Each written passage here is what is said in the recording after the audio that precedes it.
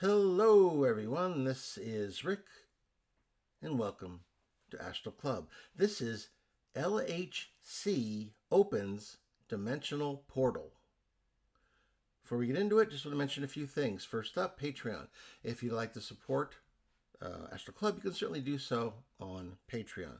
When you join, you get the chat function. You can talk to everyone else, the direct mail to me, and of course, the advanced episodes on Sunday. If you're interested, just go to the description. There is a link there where you can access Patreon. Next up is the astral projection lessons. If you'd like a lesson, learn how to astral project, working with folks all over the world now. And we've had some great success. If you'd like a lesson, all you have to do is go to the description. There's an email there. Just ask for more information. And lastly, don't forget the playlists. There's Astral Club, there's Space and Aliens, there's Time Travel, all kinds of your favorite episodes that maybe you missed some. So check them out sometime. Okay, the LHC opens a dimensional portal. I wasn't prepared for what I found when I astral projected my way into CERN. CERN operates the Large Hadron Collider for use in cutting edge particle physics research. You might remember from a number of years ago when this thing first went online, there was all kinds of speculation and there was some panic in some quarters. Some people believed that when they fired this thing up, it would cause a black hole that would end up swallowing the entire Earth. I remember there was a letter from one particular woman who was basically crying, saying, "Don't do this. I don't want my child to die." So there was some overwrought type of emotions associated with the beginning of this particular machine in particle physics research. Anyway, I flew into the dark skies above the clouds with the stars shining like Christmas lights above.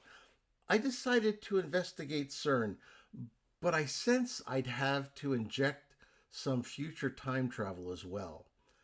I aimed for Geneva, Switzerland, in the future where a major discovery happened at the CERN. It's actually easier than it sounds. I just extend my senses into the future at that location, looking for spikes in emotional resonance. I stopped when a huge blast of energy hit me head on. I don't know the exact year as I wasn't progressing to a particular year as I usually do, but in essence, feeling my way forward. However, based on all my experience in time travel, I had the feeling that this future possibility was within the lifetime of many folks listening to this projection right now. Anyway, as I materialized, the place was buzzing with the usual science cult energy. White coats pacing, screens filled with graphs only 3 people on Earth truly understood, and of course, the star of the show, the Large Hadron Collider. I slipped through a locked steel door, of course, one of the perks of, not having a physical body, and headed straight to the chamber where the real fun was happening. And there it was, the portal. It looked nothing like the movies, no clean Stargate ring or neon blue swirls. This thing was messy, like a wound in reality. Imagine a tear in black silk, edges shimmering with a silver liquid, but instead of being flat, it pulsed like a living thing, breathing in and out, pulling space-time with it. The closer I got, the more I could feel it tugging on my astral form, like it wanted to suck me in and use me as dental floss for the multiverse. Scientists stood around, wide-eyed, pretending they were in control. They weren't. The machine hummed at a frequency I felt in my chest. My gut told me it wasn't the collider creating the portal, it was feeding it. A crack in the cosmic windshield that had been waiting for someone to pump enough energy through it to pry it open. Naturally, I dove in, because of course I did. The other side was wrong. Not bad, not evil, just built on rules that had nothing to do with ours. Gravity, for instance, seemed optional. Land floated like shattered continents drifting through a violet haze. Time felt slippery, like it was stuttering between frames of a movie. And the inhabitants? Let's just say evolution had been drunk when it designed them. One creature floated towards me, if floated is even the right word. It had no legs, no eyes, just a translucent body shaped like an hourglass, full of glowing fluid that pulsed in rhythms I swore were language of a sort. When it spoke, I didn't sense the typical telepathy. I felt surges of memory, not my memories, but alien ones. The sensation of being born in a sky made of liquid, the taste of metallic rain, the pain of splitting your own body into two beings so your species could multiply. I tried to crack a joke. Nice place you got here. Love what you've done with the floating rocks. But it didn't translate. Just another dimension where my humor is just not appreciated. Anyway, the being simply poured another wave of sensations into me. This one darker, fear, hunger, a message. We did not open this. You did. And now it cannot be closed. Behind it, others emerged. Some were fractal, branching beings that split and folded like living origami. Others looked like half-melted shadows with eyes scattered randomly across their forms. They all radiated the same vibration, curious, cautious, and more than a little annoyed. I realized then that the CERN hadn't just found the portal. They had tapped into a dimension already inhabited. And those inhabitants? They weren't thrilled about humans poking holes in their ceiling. I pulled myself back before the portal tried to keep me. Sliding out of CERN, I left the scientists blissfully unaware of what they were really dealing with. They thought they'd unlocked the secrets of the universe. What they actually had done was invite the neighbors over. And trust me, these neighbors don't borrow sugar. I decided as soon as I returned to my body to go out again and go back to do a little bit more probing around. Okay, so, the first time I stumbled into the CERN portal, I thought I'd just dip my toes in the dimensional pool and then slip back before anything weird attached itself to me. But, you know me, I'm like a moth to an interdimensional bug zapper. When I returned, the scientists at CERN were still fiddling with their knobs and screens, utterly clueless that this portal wasn't a toy, but a doorway with something on the other side already listening. So I stepped through again. The second time, the pull was stronger. The portal recognized me, like a dog sniffing the same stranger twice. It pulled me inside with a jolt, and before I could crack a joke about frequent flyer miles, I was back in that violet haze of their dimension. This time I paid attention. The place was alive in ways that we just don't have words for. The air itself seemed conscious. It pressed against my astral skin, curious, as if it were sniffing me. It was a very odd sensation. The floating land masses drifted slowly, some studded with spires of crystalline growths that bent into ribbons, others carpeted in shimmering fungi that pulsed like heartbeats. In the far distance, great tendrils, like roots of an impossible tree, stretched from one floating island to another, tethering the whole sky together. The first being I met before, the hourglass creature, returned. It hovered close, its glowing fluids sloshing gently inside its transparent body. This time it spoke with more intent, flooding me with images of watchers, gatekeepers, guardians. They called themselves, as best as I could translate, the Ketharim, or those who endure the between. Their role wasn't to dominate their world, but to maintain balance between countless drifting dimensions. Ours, it turned out, was just another bubble in the foam. I asked, sarcastically of course, so what's the Yelp review on Earth? 2 stars? 3? The Ketharim answered with a sensation so sharp I almost lost my tether to my body back on Earth.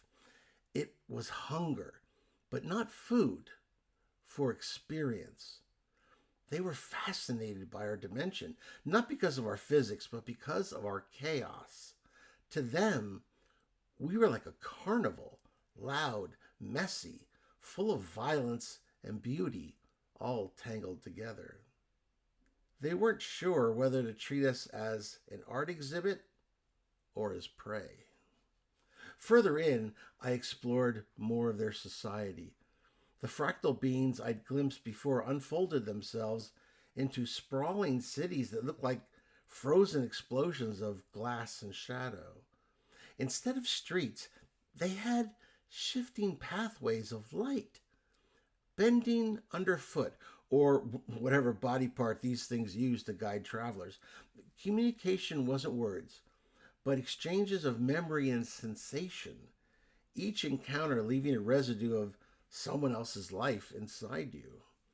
By the time I'd met half a dozen of them, I'd felt like I'd lived centuries on a world of liquid mountains and burning skies. It wasn't all awe and wonder, though. There was tension. The Ketharim weren't unified. Some of them saw Earth as a threat, an unstable, aggressive dimension that might spill its toxins into theirs if left unchecked. Others wanted to use us as a playground, a resource of fresh sensations and raw chaos. And a smaller, darker faction wanted something worse, assimilation, to merge our dimension into theirs, dissolve the boundaries, and feed on the endless storm of a human consciousness like gourmets at a buffet. I wish I could say I gave them a stirring speech about peace and cooperation, but honestly, I just said, look, you really don't want to merge with us. Have you met humans? We're the only species dumb enough to invent TikTok and nuclear weapons. The hourglass being pulsed with what might have been amusement or indigestion. Hard to tell. But the message I got before I slipped back out was clear. Your world is noticed. The crack is open. We will come through, whether as guests, explorers, or predators, depends on you. When I returned to my body, gasping and sweating like I'd run a marathon, I realized something chilling. CERN thought they were on the cutting edge of science. What they really were was a welcome mat. And now, somewhere beyond the humming of their machine, the neighbors were deciding whether to knock politely or kick the door down. I decided to go out one more time. This was the next night, because I thought about it. I just wanted a little bit more before I capped off the experience. Because I'd originally told myself I wouldn't go back, but I don't know. I just had to know more. I had to get a little bit more information. I guess curiosity is a drug, and in this case, CERN was my dealer. Anyway, I went back just one more time. This time, though, I didn't step through the portal. I stayed Earthside, hovering in astral form just above where the scientists were, in their own oblivious way summoning the storm. The portal pulsed larger than ever, its edges glowing like molten silver under stress. They had ramped up the collider, feeding it with enough power to black out half of Europe if someone sneezed wrong. And then it happened. At first, it was just a ripple, a distortion in the air like heat rising off asphalt. Then came a bulge and stretching, and suddenly the portal didn't just look alive, it was birthing something. The hourglass being emerged. It looked a lot bigger than I thought it was. Anyway, it wasn't a projection, and it wasn't some sort of flicker. The whole glowing, fluid-filled, translucent self spilled into Earth's dimension. For the first time, the Ketharum had crossed over. The reaction was pure chaos. One scientist just fainted. Another screamed something in German that I didn't bother to try to translate. A security guard actually tried to raise his sidearm because, sure, shooting liquid geometry always works out well. But before the man could even aim, the creature released a wave of pressure. Not sound, not light, but memory. Every human in the room staggered as alien experiences surged into them. Centuries of skies that rained metal, the sensation of growing roots into living stone, the sorrow of splitting your consciousness into two halves that never see each other again. I felt it too, even in my astral form. And let me tell you, humans, physical humans, aren't built for that kind of data dump. Half of them dropped to their knees, weeping. The others stood frozen, their faces twisted with awe and terror. Then the being spoke, not with words, but with that same pulse of intent that I'd felt before. We are here. The door is open. We are many. That's when the military arrived. I mean, you didn't think CERN didn't have some backup plans, did you? Men in black uniforms stormed in, guns raised, shouting protocols no one in the room remembered agreeing to. The scientists protested, yelling about historic contact, about peace, about communication. The soldiers weren't having it. To them, this wasn't first contact. It was an invasion. They opened fire. The bullets hit the Ketharum and sank into its translucent form like stones tossed into water. Ripples spread, but the creature didn't fall. It didn't even flinch. Instead, it pulsed again, stronger this time, and suddenly the guns were gone. Not destroyed, just forgotten. The soldiers stared at their empty hands in confusion, unable to remember what a weapon was or why they had been holding one.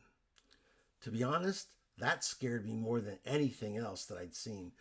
These beings didn't just cross dimensions, they rewrote minds like we edit Word documents. The scientists, even the opportunists, scrambled forward, trying to communicate, begging for dialogue, but the Ketharum was already shifting, folding its form, preparing. Behind it, the portal shimmered again. More shapes pressed against the membrane of our reality.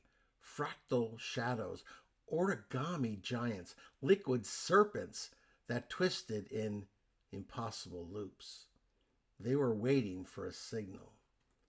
The hourglass being turned back towards the portal, then toward us. Your world is loud, bright, dangerous.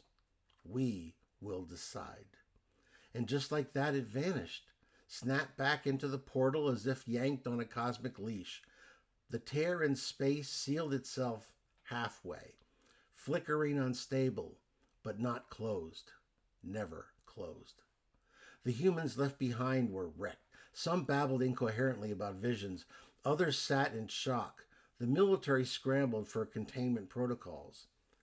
And I just floated above them, trying to catch the breath in my body that wasn't even breathing, because I realized something that I don't think they had yet. This wasn't first contact, it was a scouting trip.